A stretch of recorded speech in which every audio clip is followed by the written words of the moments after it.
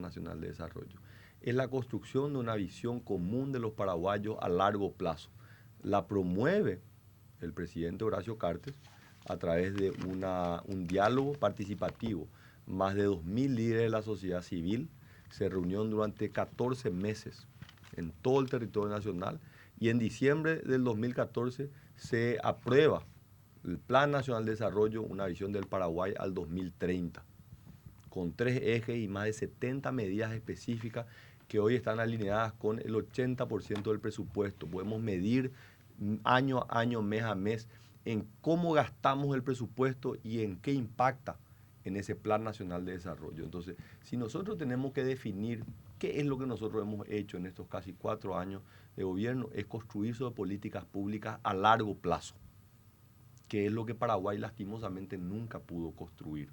Lo que cuando yo digo yo quiero continuar con el modelo de este gobierno, es un modelo participativo donde no ven solamente la visión de Santiago Peña, porque yo soy un actor transitorio dentro de la construcción de una política pública. De la misma manera que el presidente del Banco Central no puede venir y decir, no, no, yo ahora quiero que la política monetaria sea en base a el tipo de cambio fijo. No, no, Paraguay tiene un modelo de metas de inflación que nos permite construir una política monetaria.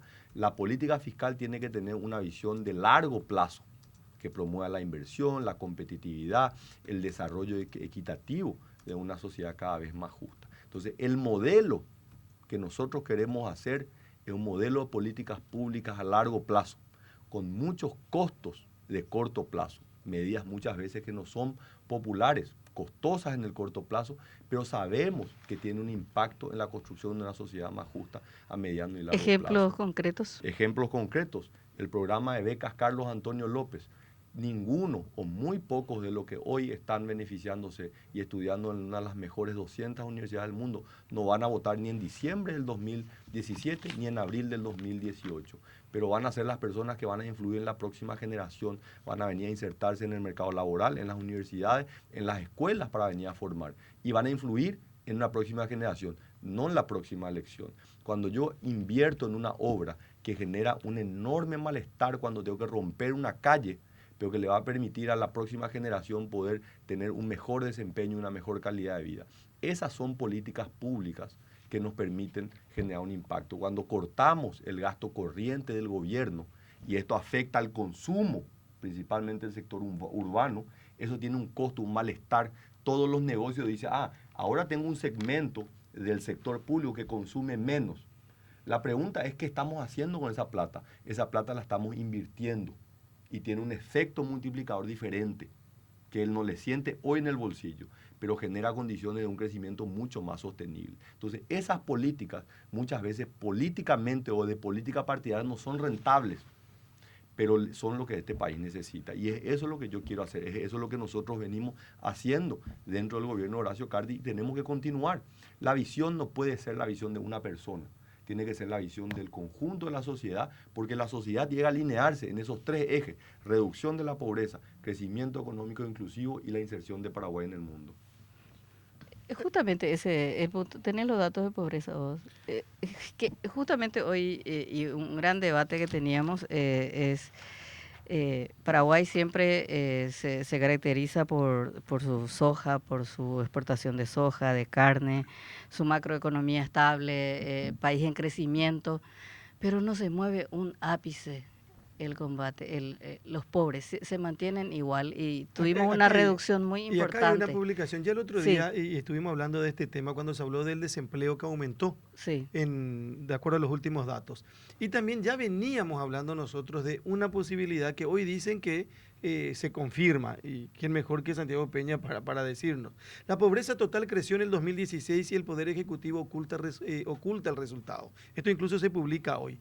Y dice que no se dio a conocer la información o el dato porque no querían hacer coincidir con el lanzamiento de la candidatura de Santiago Peña. El crecimiento económico, la estabilidad macroeconómica es una condición necesaria, pero no es suficiente para que haya un desarrollo económico, ¿verdad? Pero imagínate con una macro estable, y no estamos hablando de una macro estable, estamos hablando de la economía que más ha crecido en América Latina. Los 33 países de América Latina han crecido. Si miramos el crecimiento promedio de los últimos 5 años, Paraguay está el campeón latinoamericano y del Caribe. O sea, a pesar de todo eso, no pudimos reducir de manera drástica todavía más los niveles de pobreza. Para entender, porque yo no Sí, entiendo sí, mucho sí, de economía y sí. debo admitir, ¿por qué en otros gobiernos se pudo reducir y en este no? Sí. O sea, esa es la parte que a mí no me queda claro. Y yo te iba a ver, te iba a dar el ejemplo más sencillo. Ujú. En el gobierno, o digamos los dos gobiernos, del Sí. 2003 hasta el 2013, Claro, estamos hablando de la era Nicanor Lugo. Nicanor Lugo. Sí. Paraguay crecía al 5%, Ujú. cuando América Latina crecía al 6%. O sea, Paraguay crecía, pero todos crecían más que nosotros. Porque Paraguay recibió un boom, o sea, un impulso externo gigantesco que generó una bonanza económica. Pero Paraguay se benefició mucho menos que todos los demás países. Es como, vamos a ponerlo en términos sencillos, estamos en una cuadra y todos tenemos una despensa. Vos venís y todas las despensas venden, pero la despensa de Estela vende el doble que la de Santi. Entonces, hay un problema conmigo. Realmente todos están viniendo a consumir, pero vos vendés mejor porque das un mejor servicio. En los últimos 5 años, ninguna despensa en la cuadra está vendiendo, excepto Paraguay. Entonces, lo que nosotros hoy estamos construyendo ya nos tiene de afuera, lo estamos haciendo desde adentro.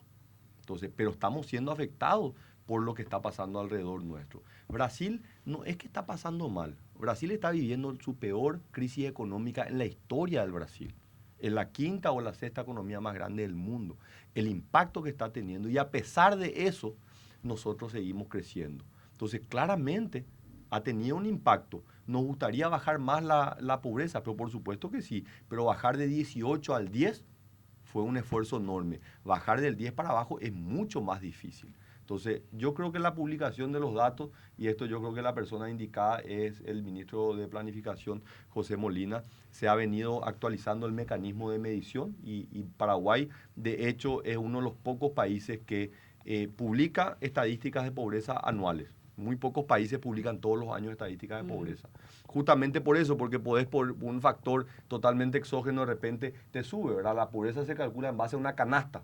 Esa canasta es principalmente alimentos. Si los alimentos suben de precio y te entra mucha gente en la pobreza. Y el claro ejemplo es la situación del Brasil, que el gran éxito que ha tenido Brasil en la última década para sacar a la gente de la pobreza, en los últimos 2 años esa misma gente ha entrado en la pobreza. En el caso de Paraguay se ha estabilizado. Otro mecanismo que tiene Paraguay es uno de los pocos que tiene un consejo independiente de expertos que mira la metodología del cálculo de la pobreza. No es simplemente que el gobierno saca, no.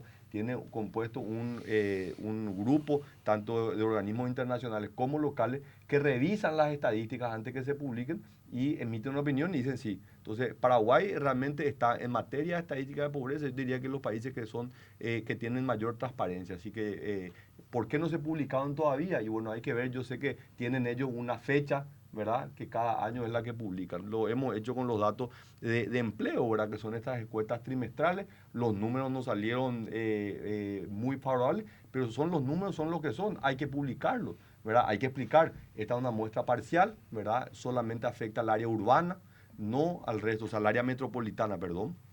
La encuesta permanente de hogares, que es la que se hace a nivel general del país, se hace una vez al año y nos va a permitir ver qué es lo que está pasando en niveles de empleo más allá de Asunción y el área metropolitana, que es donde hoy sabemos que se están generando. Las industrias no se están instalando en Asunción, las industrias se están instalando en Capiatá, en Itagua, se están instalando en Alto Paraná. Ahí se están instalando hoy las industrias, ahí se está generando hoy las grandes cantidades de empleo que se está generando a través de la inversión extranjera, ¿verdad?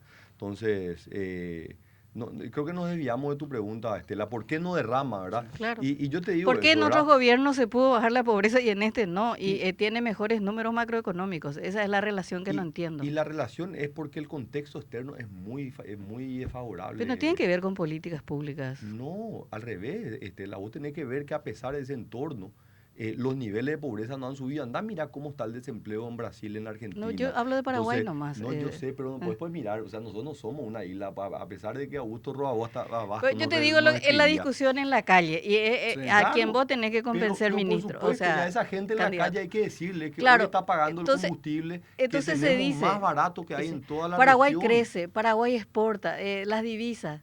pero hay unos datos duros que no bajan los niveles de pobreza. Entonces, esa es la explicación que tiene que dar el candidato oficialista. Y hay que explicarle que gracias a la buena macro, hoy tenemos el precio del transporte público el mismo que teníamos hace 11 años, de que gracias a una buena macro nosotros tenemos el combustible más barato en la región y de mejor calidad. Gracias a la macro hay una fila de autos todos los días cruzando de Posadas a Encarnación, porque en Paraguay, gracias a una política económica mucho más responsable, la inflación es baja y estable. Pero hay temporadas que es al revés, ¿verdad? No, claro, pero Sí. cuando fue al revés es no por una buena macro, sino por distorsiones cambiarias que hicieron nuestros vecinos. Entonces, tenemos que explicarle. La pregunta ¿es esto suficiente? Y no es suficiente, porque el ser humano siempre va a querer algo más. O si no, anda a preguntarle a los chilenos que salen en masa a manifestarse y tienen los niveles de desarrollo más altos en América Latina. Entonces, vos me vas a preguntar, ¿cuándo la gente va a estar contenta? Y nunca va a estar contenta, Estela.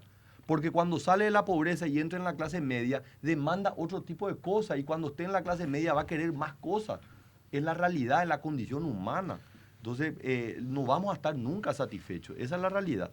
Y tenemos que entender quienes estamos en el servicio público y hemos tomado la decisión de tratar de dar respuesta a estas soluciones, que le podemos hablar a la gente y decir, mira, esto es lo que podemos hacer.